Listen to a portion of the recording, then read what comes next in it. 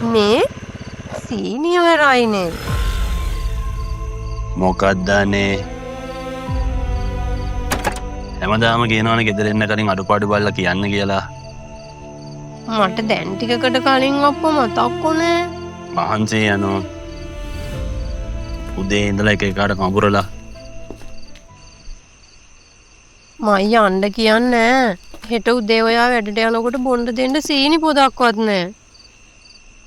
නේ එක්කෝ යච්චා.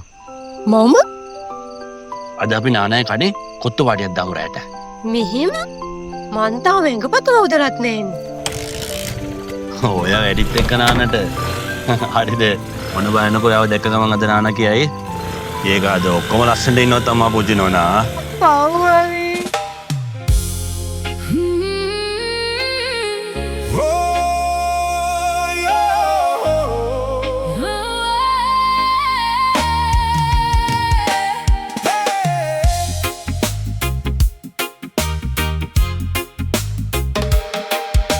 සමහරු ඉන්නේ කසාන්දෙන් පස්සේ පෙට්ටිය වාගේ මැරුණට පස්සේ